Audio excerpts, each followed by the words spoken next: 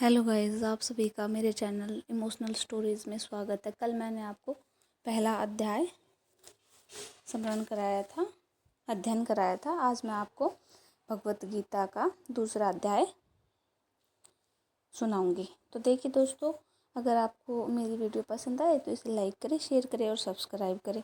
तो देखिए दोस्तों, दूसरा अध्याय। ओम श्री गणेशाय नमः। ओम श्री कृष्णाय नमः। ओम नमो भगवते वासुदेवाय नमः। देखिए, संजय ने कहा, हे धृतराष्ट्र, अब श्री कृष्ण दया से मुक्त नेत्रों में आंसू भरे व्याकुल चित्त अर्जुन से बोले, हे अर्जुन, अनार्य के सेवन करने योग्य अपयस कारक नरक में गिराने वाला मोह इस समय तुम्हारे मन में कहाँ से आया? तुम कायर मत बनो, यह शोभा नहीं देता। तुम हृदय की दुर्बलता को त्याग कर युद्ध के निमित्त खड़े हो जाओ। अर्जुन ने कहा, हे मधुसूदन, मैं रण में पूज्य भीष्म द्रोणाचार्य के ऊपर बाण प्रहार कर कैसे युद्ध करूं? इस लोक में महात्मा गुरुजनों को मारने से भीख मांगकर भोजन करना उत्तम है, और अर्थ की कामना के लिए तो गुरुजनों को मारकर नरक रक्त से सने भोगों को कैसे भोगूंगा? हम नहीं जानते कि संग्राम में हम दोनों में कौन जीतेगा। यदि हम जीत भी ले तो उनको मार करके हम जीवित रहना नहीं चाहते। वही धृतराष्ट्र के पुत्र हमारे सामने प्रस्तुत है। दीनता से मेरी स्वाभाविक वृत्ति नष्ट हो गई है और धर्म के विषय में मेरा चित्त मोहित हो गया है। मैं आपसे पूछता हूँ, जिससे निश्चय करके मेरा भला हो, वह मुझसे समझाकर कहिए, क्योंकि मैं आपका शिष्य हूँ और आपकी शरण में हूँ। मुझे शिक्षा दीजिए। मुझे पृथ्वी का निष्कंटक राज्य मिल जाए और देवताओं का भी अधिपत्य मिल जाए तो भी ऐसा कोई उपाय नहीं दिखता कि जो मेरी इंद्रियों के दुखाने वाले शोक को दूर करे। हे गोविंद, मैं युद्ध नहीं करूँगा। यह कहकर अर्जुन चुप हो गया। संजय बोला, हे राजन, दोनों सेनाओं के मध्य में खिन होकर बैठे अर्जुन से भगवान श्री कृष्ण ने ये वचन कहे, हे अर्जुन, जिसके लिए शोक नहीं करना चाहिए तू उसके लिए शोक करता है, और पंडितों के से वचन तो कहता है, परंतु पंडित लोग न मरों का शोक करते हैं न जीवितों का। यह बात असंभव है। मैं पहली न था, तुम भी न थे, और ये राजा भी न थे, और इसके बाद नहीं रहेंगे। जैसे देहधारियों की देह की लड़कपन, जवानी, बुढ़ापा ये अवस्था होती है, तैसे ही मृत्यु के बाद दूसरी देह की भी होती है। इसलिए पंडित लोग मोह को प्राप्त नहीं होते। इंद्रियों को का शब्दादि विषयों से संयोग जाड़ा गर्मी आदि सुख दुख के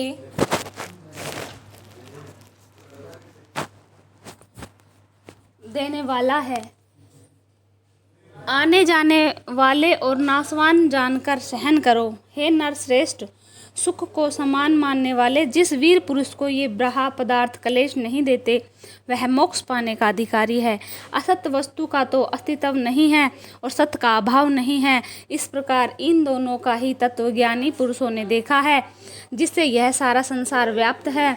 उनको अविनाशी जाने, क्योंकि इस नाश रहित आत्मा का विनाश करने से कोई समर्थ नहीं है। इस अविनाशी, अचिंत्यत और नित्य जीवात्मा के ये सब शरीर नाशवान है। अतएव हे भारत, तुम युद्ध करो। जो पुरुष इस आत्मा को मारने वाला तथा जो मरने वाले मानते हैं, वे दोनों ही अज्ञानी हैं, क्योंकि यह आत्मा न मरता है न मरता है। ये तो अजर अमर है। आत्मा न कभी जन्मती है न मृत्यु को पाती है, न कभी जन्मी है न कभी मरी है। यह अजन्मी है, नित्य, कभी न घटने बढ़ने वाली और सनातन है। नष्ट होने पर भी वह नाश को प्राप्त नहीं होती। जो पुरुष इस आत्मा को नित्य, अविनाशी, निर्विकार और अजन्मा जानता है, वह किसको घात करावेगा और किसको मारेगा। जिस प्रकार मनुष्य पुराने वस्त्र को फेंक कर नया वस्त्र धारण कर लेता है, उसी प्रकार आत्मा पुरानी देह को छोड़कर नई देह धारण कर लेती है। आत्मा को न शास्त्र काट सकते हैं, न अग्नि जला सकती है, न जल भिगो सकता है और न जल इसको बहा सकता है, न गला सकता है, न सड़ा सकता है। यह अविनाशी, सर्वव्यापी, स्थित और सनातन है। इन इंद्रियों से जानी नहीं जा सकती। यह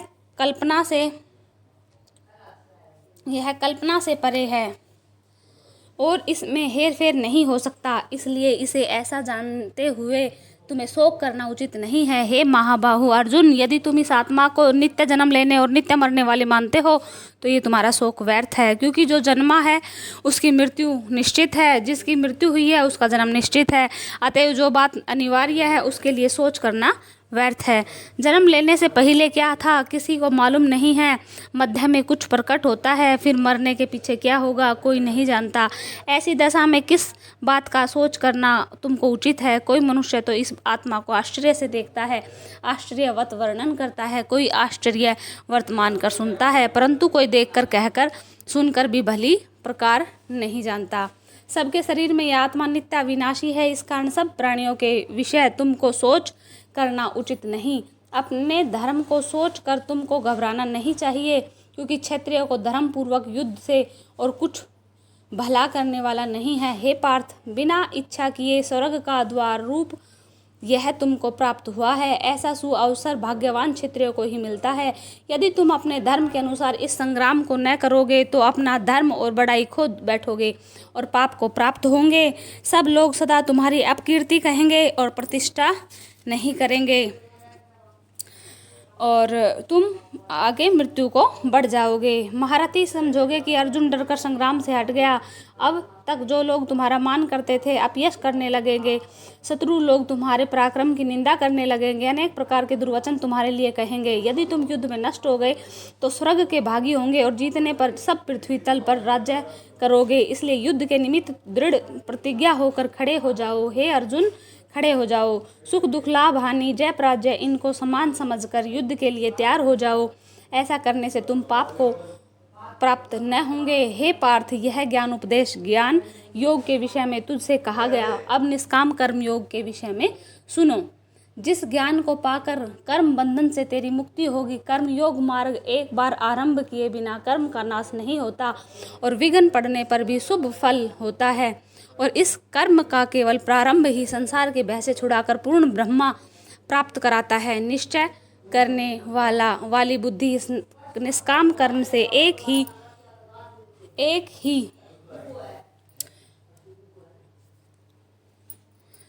केवल प्रारंभ और संसार के भय से छुड़ाकर पूर्ण ब्रह्म प्राप्त होता है। निश्चय करने वाली बुद्धि इस निष्काम कर्म से एक ही और कामना करने से पुरुषों की बुद्धि एकाग्र नहीं रहती, उनकी शाखा पर शाखाएं होती हैं। ऐसी दशा में मनुष्य संदेह में रह जाता है। हे अर्जुन, अज्ञानी उस पुष्पिता वाणी को ही स्वर्ग सुख से बढ़कर कुछ नहीं समझते, स्वर्ग सुख को ही उत्तम पुरुषार्थ समझते हैं।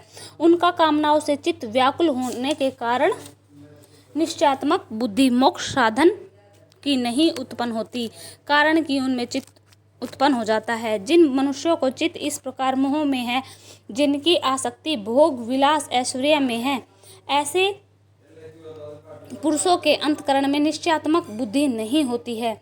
हे अर्जुन, त्रिगुणात्मक सकाम है, तुम निष्काम हो जाओ। सुख दुख को सकाम जानकर नित्य योग क्षेत्र आदि स्वार्थों में न पड़कर धीरजवान बनो, आत्मनिष्ठ बनो।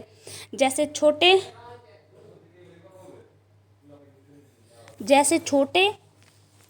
छोटे बन करके हम सभी को अपना बना लेते हैं, वैसे तुम भी छोटा बन करके और महान काम करो। बड़े जलाशय से वे सब प्रयोजन अनायास ही सिद्ध हो जाते हैं। उसी तरह संपूर्ण वेदों में कहा हुआ काम कर्मों का फल ब्रह्मा में भक्ति रखने वाले मनुष्य को सहज ही प्राप्त हो जाता है। तुमको केवल कर्म करना चाहिए, फल तुम्हारे अधिकार में नहीं है। तुम न तो फल की अभिलाषा से काम करो और न तो निकम्मे ही रहो। फल की आशा त्याग कर कार्य की सफलता को समान मानकर तुम योगस्थ होकर कर्म करो। यही कर्म ज्ञान योग है। इस बुद्धि योग से अन्य कर्म अत्यंत हीन है। इसलिए तुम बुद्धि योग का आश्रय ग्रहण करो। फल की इच्छा रखने वाले निष्कंटक रूप को त्याग दो। निष्काम कर्म वाला पुरुष ईश्वर कृपा से इसी संसार से सकृत और दृष्टित इन दोनों का ही त्याग कर देता है। इसलिए तुम निष्काम कर्म में प्रवृत्त हो जाओ। सब कर्मों से कल्याणकारक है। कर्म कर, फल की इच्छा मत कर। कर्म फल को त्याग कर ही बुद्धि युक्त ज्ञानी पुरुष जन्म बंधन से हटकर मोक्ष को प्राप्त होता है। जब तुम्हारी बुद्धि मोहवन के बाहर निकल जाएगी, तब तुम्हारा मन आगे सुनने वाली तथा हुई बातों से विरक्त हो जाएगा। अनेक श्रुति स्मृतियों के वचन को सुनने से तुम्हारी वृत्ति भ्रमित हो गई है। जिस समय वह निश्चल होकर आत्मा में स्थिर होगी, तभी तुमको तत्व ज्ञान प्राप्त होगा। अर्जुन ने कहा, हे केशव, आत्मा स्वरूप में निश्चल बुद्धि वाला किनको कहा है, उसके लक्षण क्या है और वह कैसे बोलना है, कैसे बैठना है, कैसे चलता है? श्री कृष्ण भगवान जी बोले, हे अर्जुन, जो महापुरुष मन की सब कामनाओं को त्याग देता है और अपने आप ही प्रसन्न रहता है, उसको निश्चल बुद्धि कहते हैं। दुख में जिसके मन को खेद नहीं होता, सुख में जिसके मन को आसक्ति नहीं होती, प्रीति भय क्रोध जिसके जाते रहते हैं, वे महात्मा स्थिर बुद्धि वाला मुनि कहलाता है। जो सर्वत्र स्नेह करता है, जो शुभ पदार्थ होने से हर्ष नहीं करता, अशुभ से अप्रसन्न नहीं होता, उसी को स्थिर बुद्धि जानना चाहिए। और कछुआ जैसे अपने अंगों को सिकोड़ लेता है, उसी तरह जो पुरुष अपनी इंद्रियों को विषय से हटाता है, उसकी बुद्धि स्थिर जाननी चाहिए। जो निराहारी होते हैं वो भी महान होते हैं। ठीक है। और परब्रह्मा का अनुभव होने पर चाह भी घट जाती है। हे अर्जुन, मोक्ष में प्रत्यक्ष करने वाले विद्वान व्यक्ति को भी प्रबल इंद्रिया बलात्कार से उसके मन को जीत लेती है। तो ये सारी बातें श्री कृष्ण भगवान ने अर्जुन को कही और कहा, विषयों की इच्छा करने वालों को शांति नहीं मिलती। जो सब कामनाओं को छोड़कर तथा इच्छा रहित विचरता है और ममता अहंकार जिसमें नहीं है, वह शांति को प्राप्त होता है। हे पार्थ, ब्रह्मा स्थिति यही है। ऐसी स्थिति मिल जाने पर प्राणी फिर मोह में नहीं फंसता और अंत समय निवारण ब्रह्मा को प्राप्त हो जाता है। इसलिए हे अर्जुन, आप भी अपनी सेना के साथ खड़े होकर के और इन कौरवों के प्रति लड़ो और विजय प्राप्त करो, ताकि आने वाले समय में आप सभी की पताकाएं इस स्वर्गलोक पे और मृत्युलोक पर फहराई जाए। तो जिसको भी मेरी ये पसंद आई वीडियो, वो लाइक करे, शेयर करे, सब्सक्राइब करे। और जो भी आपको सुनना हो आध्यात्मिक, तो वो मेरे को बताएं कमेंट्स में। थैंक यू दोस्तों, थैंक यू।